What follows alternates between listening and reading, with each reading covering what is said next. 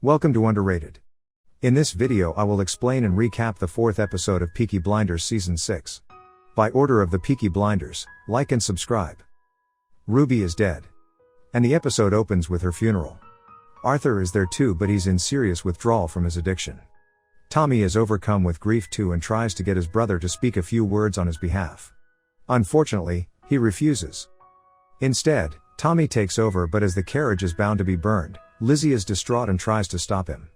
Tommy promises to make those responsible pay. Bound by a thirst for vengeance that cannot be quenched without some serious bloodshed, the carriage is eventually burned as Thomas Shelby walks away. Tommy soon shows up with guns blazing, gunning down Evadne Bardwell and her motley band of travelers out in the woods. With gold dust in hand, he then meets Esme and hands it over, believing his sacrifice has been paid. Apparently though, she has a new prophecy to share, claiming that there's another child that Tommy wasn't aware of. The boy with hazel eyes, she begins, going on to mention a child born back during the war, when Tommy was sent off to France to fight. And SA has brought him to Tommy. The guy goes by the name of Duke and he's something of a low-life thief, working at a fairground. His mother is dead, but Esme promises to hand the guy over to Tommy in exchange for more gold. Now, it's worth noting here that he too has an insatiable desire to make it to the top. Esme likens this to a proverbial way of patching up the hole in Tommy's heart.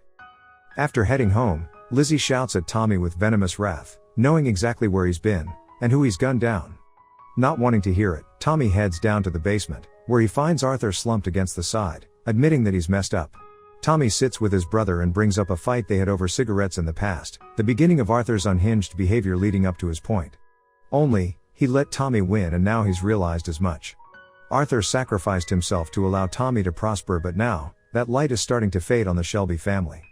Tommy believes there are a few more yards they need to travel down before they can finally rest in peace. Despite staying sober for so long, Tommy decides to drink, but afterwards remains fixated on the mission at hand.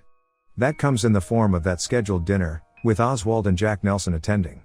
Diana mentions an unnerving conversation she had with Himmler, stretching on through the night and into the early morning, talking about the new world. Eventually Tommy shows up and they all sit around the table, with a slick camera move that jerks from one character to the next, discussing their ideologies. Tommy struggles to hold it together. He's a man possessed and after the night's events, begins typing up everything he remembers being spoken at the meeting, believing that Churchill will find it more valuable to know exactly what was said word for word. Lizzie can sense Tommy is starting to fall off the deep end, typified by him burning Ruby's chair. It's clear he's in mourning, but Lizzie tries to comfort him. Not yet. Tommy says. He's going to change for good, but right now, he needs to finish what he's started. Part of that comes from meeting Gina, after finding out that she has been sleeping with Mosley, blackmailing her into submission as the pair begin concocting a plan together. Tommy wants her to be with Mosley when he's in Berlin. She's going to work as his informant and feed back what Oswald is discussing with the senior German officials. If she refuses, then he'll reveal all. Tommy's unnerving attitude is enough for Gina to spill the beans, revealing what Michael is up to as well. Part of the drama that hasn't been discussed yet is Tommy's letter from the hospital. He's brushed it off as a Bill Burr. The reality is, Dr. Holford is desperate for him to come in and have a consultation. It's urgent, given the typed letter he sent, and it could well be linked to Ruby's consumption.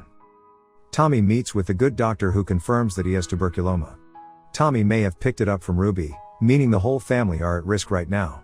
His seizures, hallucinations and erratic behavior is all linked to this and, unfortunately, he also doesn't have a hope of a cure. Thomas Shelby is going to die.